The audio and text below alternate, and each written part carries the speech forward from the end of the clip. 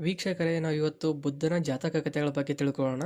ಅಂದರೆ ಗೌತಮ ಬುದ್ಧನ ಇಂದಿನ ಜನ್ಮಗಳಲ್ಲಿ ವಿವಿಧ ರೂಪಗಳಲ್ಲಿ ಹುಟ್ಟಿ ತನ್ನ ಧರ್ಮ, ಕರುಣೆ, ಬುದ್ಧಿವಂತಿಕೆ ಮತ್ತು ತ್ಯಾಗವನ್ನು ತೋರಿಸಿದಂಥ ಕಥಾ ಸಂಕಲನ ಇದು. ಇದು ಪಾಲಿ ಭಾಷೆಯಲ್ಲಿದೆ. ನಾನು ಇದನ್ನು ಕನ್ನಡಕ್ಕೆ ಅನುವಾದ ಮಾಡ್ತಾ ಇದ್ದೀನಿ. ಒಟ್ಟಾರೆ ಟೋಟಲ್ ಆಗಿ 550 ಕಥೆಗಳು ಬರುತ್ತೆ. ಇದರಲ್ಲಿ ನಾವು ಇವತ್ತು ಮೊದಲನೇ ಕತೆ ನೋಡ್ತಾ ಇರೋದು ದ ಲಿಟಲ್ ಗಿಲ್ಡ್ ಮಾಸ್ಟರ್, ಅಂದರೆ ದ ಚಿಕ್ಕ ನಾಯಕ ಅಂತೇಳಿ. ಈ ಕತೆಗೆ ಹೋಗೋಣ. ಒಂದು ಕಾಲದಲ್ಲಿ ಕಾಶಿಯ ಬನಾರಸ್ನಲ್ಲಿ ಬ್ರಹ್ಮದತ್ತನು ರಾಜ್ಯಭಾರ ನಡೆಸುತ್ತಿದ್ದನು. ಆ ಕಾಲದಲ್ಲಿ ಬೋಧಿಸತ್ವನು ಚಿನ್ನದ ಕೆಲಸಗಾರನ ಮನೆಯಲ್ಲಿ ಹುಟ್ಟಿ ಬೆಳೆದು ದೊಡ್ಡವನಾದ ನಂತರ ತಾನೇ ಚಿನ್ನದ ಕೆಲಸಗಾರನಾದನು. ಅವನಿಗೆ ಚಿನ್ನದ ಕೆಲಸಗಾರದ ಚಿಕ್ಕಯ್ಯ ಎಂದು ಹೆಸರು ಬಂದಿತ್ತು. ಅವನು ಬುದ್ಧಿವಂತನಾಗಿದ್ದನು. ಲಕ್ಷಣ ಅಲಕ್ಷಣಗಳನ್ನು ಗುರುತಿಸುವ ತೀಕ್ಷ್ಣ ದೃಷ್ಟಿಯುಳ್ಳವನಾಗಿದ್ದನು. ಒಂದು ದಿನ ರಾಜನ ಭೇಟಿಗಾಗಿ ಹೋಗುತ್ತಿದ್ದಾಗ ರಸ್ತೆಯ ಮಧ್ಯದಲ್ಲಿ ಇಲಿ ಸತ್ತು ಬಿದ್ದಿರುವುದನ್ನು ಕಂಡನು. ಆ ಕ್ಷಣದಲ್ಲಿ ನಕ್ಷತ್ರಗಳ ಸ್ಥಿತಿಯನ್ನು ಗಮನಿಸಿದ ಬೋಧಿಸತ್ವನು ಹೀಗೆಂದನು: ಒಬ್ಬ ವಿವೇಕಿ ಯುವಕ ಈ ಎಲೆಯನ್ನು ಎತ್ತಿಕೊಂಡು ಹೋಗಿದರೆ ಅದರಿಂದ ವ್ಯಾಪಾರ ಶುರು ಮಾಡಿ ಜೀವನ ನಡೆಸಿ ಹೆಂಡತಿಯನ್ನು ಪೋಷಿಸಬಹುದು. ಆ ಮಾತುಗಳನ್ನು ಒಬ್ಬ ದರಿದ್ರನಾದರೂ ಉತ್ತಮ ವಂಶದ ಯುವಕ ಕೇಳಿದ. ಅವನು ಮನಸ್ಸಿನಲ್ಲಿ ಹೀಗೆ ಯೋಚಿಸಿದ: ಈ ಚಿನ್ನದ ಕೆಲಸಗಾರ ಎಂದಿಗೂ ಅರ್ಥವಿಲ್ಲದ ಮಾತು ಹೇಳುವುದಿಲ್ಲ ಎಂದುಕೊಂಡು ಅವನು ಆ ಇಲಿಯನ್ನು ಎತ್ತುಕೊಂಡು ಹೋಟೆಲೊಂದಕ್ಕೆ ಹೋಗಿ ಅವರ ಬೆಕ್ಕಿಗೆ ಹಾರವಾಗಿ ಆ ಇಲಿಯನ್ನು ಮಾರಾಟ ಮಾಡಿದನು. ಅದಕ್ಕಾಗಿ ಅವನಿಗೆ 1 ಪೈ ಸಿಕ್ಕಿತು. ಆ ಹಣದಿಂದ ಅವನು ಬೆಲ್ಲ ಮತ್ತು ನೀರಿನ ಪಾತ್ರೆ ಖರೀದಿಸಿದನು. ಅರಣ್ಯದಿಂದ ಹೂ ತಂದುಕೊಂಡು ಬರುತ್ತಿದ್ದ ಹೂ ಸಂಗ್ರಾಹಕರಿಗೆ ಸ್ವಲ್ಪ ಬೆಲ್ಲ ಮತ್ತು ಕುಡಿಯಲು ನೀರನ್ನು ನೀಡಿದನು. ಅವರಲ್ಲಿ ಪ್ರತಿಯೊಬ್ಬರೂ ಕೃತಜ್ಞತೆಯಿಂದ ಅವನಿಗೆ 1 ಮುಷ್ಟಿ ಹೂಗಳನ್ನು ಕೊಟ್ಟರು. ಆ ಹೂಗಳನ್ನು ಮಾರಾಟ ಮಾಡಿ ಮುಂದಿನ ದಿನ ಮತ್ತೆ ಅವನು ಹೆಚ್ಚು ಬೆಲ್ಲ ಮತ್ತು ನೀರಿನ ಪಾತ್ರೆಯೊಂದಿಗೆ ಹೂದೋಟಕ್ಕೆ ಹೋದನು. ಆ ದಿನ ಹೂ ಸಂಗ್ರಾಹಕರು ಹೋಗುವ ಮುನ್ನ ಅರ್ಧ ಹೂಗಳನ್ನು, ಉಳಿದಿದ್ದ ಸಸ್ಯಗಳನ್ನು ಅವನಿಗೆ ಕೊಟ್ಟರು. ಹೀಗೆ ಕೆಲವೇ ದಿನಗಳಲ್ಲಿ ಅವನು 8 ಪೆನ್ನಿಗಳಷ್ಟು ಹಣವನ್ನು ಗಳಿಸಿದನು. ಇನ್ನೊಂದು ದಿನ ಮಳೆಯೂ ಗಾಳಿಯೂ ಬಲವಾಗಿ ಬೀಸುತ್ತಿದ್ದವು. ಆ ಸಂದರ್ಭದಲ್ಲಿ ಅರಮನೆಯ ಉದ್ಯಾನವನದಲ್ಲಿ ಹಳೆಯ ಕೊಂಬೆಗಳು, ಒಣ ಎಲೆಗಳು ಮತ್ತು ಮುರಿದ ಟೊಂಗೆಗಳು ಎಲ್ಲೆಲ್ಲೂ ಬಿದ್ದು ಹೋಗಿದ್ದವು. ತೋಟಗಾರನಿಗೆ ಅವುಗಳನ್ನು ಹೇಗೆ ತೆಗೆಯಬೇಕು ಎಂದು ಗೊತ್ತಾಗಲಿಲ್ಲ. ಅಷ್ಟರಲ್ಲಿ ಆ ಬುದ್ಧಿವಂತ ಯುವಕ ಅಲ್ಲಿಗೆ ಬಂದು, ಈ ಎಲ್ಲ ಕಸವನ್ನು ನಾನೇ ತೆಗೆಯುತ್ತೇನೆ, ಆದರೆ ಅದರಲ್ಲಿರುವ ಮರದ ಕೊಂಬೆಗಳು ಮತ್ತು ಎಲೆಗಳು ನನಗೆ ಸೇರಲಿ ಎಂದು ಹೇಳಿದ. ತೋಟಗಾರನು ಕೂಡಲೇ ಒಪ್ಪಿಕೊಂಡನು. ಆನಂತರ ಆ ಯುವಕ ಚಿನ್ನದ ಕೆಲಸಗಾರ ಚಿಕ್ಕಯ್ಯನ ಶಿಷ್ಯನಾಗಿದ್ದವನಂತೆ ಮಕ್ಕಳ ಆಟದ ಮೈದಾನಕ್ಕೆ ಹೋದನು. ಅಲ್ಲಿ ಮಕ್ಕಳಿಗೆ ಸ್ವಲ್ಪ ಬೆಲ್ಲ ಕೊಟ್ಟು ಎಲ್ಲ ಕಡ್ಡಿಗಳು ಮತ್ತು ಎಲೆಗಳನ್ನು ಸೇರಿಸಿ ಒಂದು ದೊಡ್ಡ ರಾಶಿ ಮಾಡಿಸಿದನು. ಆ ಸಮಯದಲ್ಲಿ ರಾಜನ ಕುಂಬಾರನು ಅರಮನೆಗೆ ಬೇಕಾದ ಪಾತ್ರೆಗಳನ್ನು ಬೇಯಿಸಲು ಇಂಧನ ಹುಡುಕುತ್ತಿದ್ದನು.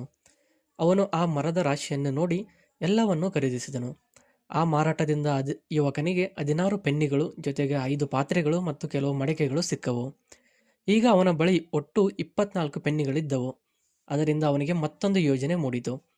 ಅವನು ನಗರದ ಬಾಗಿಲಿನ ಬಳಿ ಒಂದು ದೊಡ್ಡ ಮಡಕೆಯನ್ನು ನೀರನ್ನು ತುಂಬಿಸಿಕೊಂಡು ಹುಲ್ಲು ಕತ್ತರಿಸಿದ್ದ 500 ಜನರಿಗೆ ಕುಡಿಯಲು ನೀರು ಕೊಟ್ಟನು.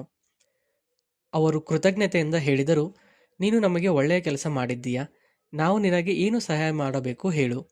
ಯುವಕ ನಗುತ್ತಾ ಹೇಳಿದ: ಈಗ ಬೇಡ, ಬೇಕಾದಾಗ ನಾನೇ ಹೇಳುತ್ತೇನೆ. ಹೀಗೆ ಎಲ್ಲರ ಜೊತೆಗೆ ಸ್ನೇಹ ಬೆಳೆಸಿಕೊಂಡು ಭೂ ವ್ಯಾಪಾರಿಗಳೊಂದಿಗೆ ಸಮುದ್ರ ವ್ಯಾಪಾರದೊಂದಿಗೆ ಆತ ಸ್ನೇಹಿತನಾದನು. ಭೂ ವ್ಯಾಪಾರಿಯು ಅವನಿಗೆ ತಿಳಿಸಿದ: ನಾಳೆ ನಗರಕ್ಕೆ 500 ಕುದುರೆಗಳನ್ನು ಮಾರಾಟ ಮಾಡಲು ಒಬ್ಬ ವ್ಯಾಪಾರಿ ಬರುತ್ತಾನೆ. ಈ ಸುದ್ದಿ ಕೇಳಿದ ಯುವಕ ತಕ್ಷಣ ಹುಲ್ಲು ಕತ್ತರಿಸುತ್ತಿದ್ದ ಜನರಿಗೆ ಹೇಳಿದ: ಇಂದು ನಿಮ್ಮಲ್ಲಿ ಪ್ರತಿಯೊಬ್ಬರೂ 1 ಕಟ್ಟಿ ಹುಲ್ಲು ನನಗೆ ಕೊಡಬೇಕು. ನನ್ನ ಹುಲ್ಲು ಮಾರಾಟವಾಗುವವರೆಗೂ ನಿಮ್ಮದು ಮಾರಬೇಡಿ. ಅವರು ಒಪ್ಪಿಕೊಂಡು 500 ಹುಲ್ಲು ಕಟ್ಟಿಗಳನ್ನು ಅವನ ಮನೆಗೆ ತಂದುಕೊಟ್ಟರು. ಕುದುರೆ ವ್ಯಾಪಾರಿಗೆ ಬೇರೆಡೆ ಹುಲ್ಲು ಸಿಗದೆ ಅವನು ಆ ಯುವಕನ ಹುಲ್ಲಿಗಾಗಿ 1000 ನಾಣ್ಯಗಳನ್ನು ಕೊಟ್ಟನು.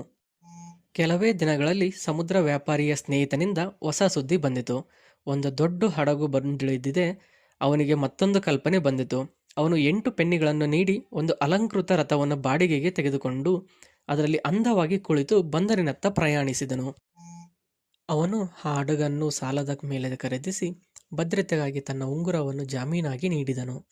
ನಂತರ ಬಂದರಿನ ಬಳಿಯೇ ಒಂದು ಸುಂದರ ಪೆಂಡಲ್ ಹಾಕಿಸಿ ತನ್ನ ಸೇವಕರಿಗೆ ಹೇಳಿದನು. ವ್ಯಾಪಾರಿಗಳು ಭೇಟಿಗೆ ಬಂದಾಗ ಅವರನ್ನು ಕ್ರಮವಾಗಿ 3 ಸಹಾಯಕರ ಮೂಲಕ ಒಳಗಡೆ ಕರೆತರು. ಬಂದರಿನಲ್ಲಿ ಹಡಗು ಬಂದಿದೆ ಎಂಬ ಸುದ್ದಿ ಹರಡುತ್ತಿದ್ದಂತೆಯೇ ಸುಮಾರು 100 ವ್ಯಾಪಾರಿಗಳು ಆ ಸರಕು ಖರೀದಿಸಲು ಬಂದರು. ಆದರೆ ಅವರಿಗೆ ತಿಳಿಸಲಾಯಿತು, ಈ ಸರಕು ಈಗಾಗಲೇ ಒಬ್ಬ ದೊಡ್ಡ ವ್ಯಾಪಾರಿಯು ಮುಂಗಡ ಹಣ ನೀಡಿ ಖರೀದಿಸಿದ್ದಾನೆ. ಆ ಸುದ್ದಿ ಕೇಳಿ ಎಲ್ಲರೂ ಆ ಯುವಕನ ಬಳಿಗೆ ಬಂದು ಅವನನ್ನು ಭೇಟಿಯಾಗಲು ವಿನಂತಿಸಿದರು. ಸೇವಕರು ಯೋಜನೆಯಂತೆಯೇ ಅವರನ್ನು 3 ಹಂತಗಳಲ್ಲಿ ಒಳ ಕರೆತಂದರು. ಅಲ್ಲಿ ಬಂದ ಪ್ರತಿಯೊಬ್ಬ ವ್ಯಾಪಾರಿಯು ತನ್ನ ಪಾಲಿನ ಹಡಗಿನ ಹಂಚಿಕೆಗಾಗಿ 1,000 ನಾಣ್ಯಗಳನ್ನು ನೀಡಿದರು. ನಂತರ ಪೂರ್ಣ ಹಡಗಿನ ಹಕ್ಕನ್ನು ಖರೀದಿಸಲು ಪ್ರತಿಯೊಬ್ಬರೂ ಮತ್ತೊಂದು 1,000 ನಾಣ್ಯಗಳನ್ನು ಹೆಚ್ಚುವರಿಯಾಗಿ ನೀಡಿದರು. ಹೀಗೆಯೇ ಒಟ್ಟು 2,00,000 ನಾಣ್ಯಗಳನ್ನು ಗಳಿಸಿ ಆ ಬುದ್ಧಿವಂತ ಯುವಕ ಬನಾರಸ್ಸಿಗೆ ಹಿಂದಿರುಗಿದನು. ತನ್ನ ಗುರು ಚಿನ್ನದ ಕೆಲಸಗಾರ ಚಿಕ್ಕಯ್ಯನಿಗೆ ಕೃತಜ್ಞತೆಯನ್ನು ತೋರಿಸಲು ಯುವಕ 1,00,000 ನಾಣ್ಯಗಳನ್ನು ತೆಗೆದುಕೊಂಡು ಅವನ ಮನೆಗೆ ಹೋದನು. ಚಿಕ್ಕಯ್ಯ ಕೇಳಿದನು, ಇಷ್ಟು ಸಂಪತ್ತು ಹೇಗೆ ಗಳಿಸಿದೆ? ಯುವಕ ನಗುತ್ತಾ ಹೇಳಿದನು, 4 ತಿಂಗಳಲ್ಲೇ ನಿಮ್ಮ ಮಾತಿನಂತೆ ನಡೆದುಕೊಂಡು ನಾನು ಈ ಸಂಪತ್ತನ್ನು ಸಂಪಾದಿಸಿದ್ದೇನೆ. ಅವನು ಸತ್ತ ಇಲಿಯಿಂದ ಆರಂಭಿಸಿ ಎಲ್ಲ ಕಥೆಯನ್ನು ವಿವರವಾಗಿ ಹೇಳಿದನು. ಚಿಕ್ಕಯ್ಯ ಮನಸ್ಸಿನಲ್ಲಿ ಯೋಚಿಸಿದ, ಇಷ್ಟು ಬುದ್ಧಿವಂತ ಯುವಕ ಬೇರೆ ಯಾರದ್ದೂ ಹಸ್ತಕ್ಕೆ ಬೀಳಬಾರದು. ಹಾಗಾಗಿ ಅವನು ತನ್ನ ಪುತ್ರಿಯನ್ನು ಆ ಯುವಕನಿಗೆ ವಿವಾಹ ಮಾಡಿ ತನ್ನ ಆಸ್ತಿಯನ್ನೆಲ್ಲ ಅವನ ಹೆಸರಿಗೆ ಬರೆಸಿದನು. ಕೆಲವು ವರ್ಷಗಳ ನಂತರ ಚಿಕ್ಕಯ್ಯ ಸಾವನ್ನಪ್ಪಿದಾಗ ಆ ಯುವಕನೇ ಆ ನಗರದ ಮುಖ್ಯ ಚಿನ್ನದ ಕೆಲಸಗಾರನಾದನು. ಹೀಗೆ ಬೋಧಿಸತ್ವನು ತನ್ನ ಪುಣ್ಯ ಫಲಕ್ಕೆ ತಕ್ಕಂತೆ ಪರಲೋಕಕ್ಕೆ ಪ್ರಯಾಣಿಸಿದನು.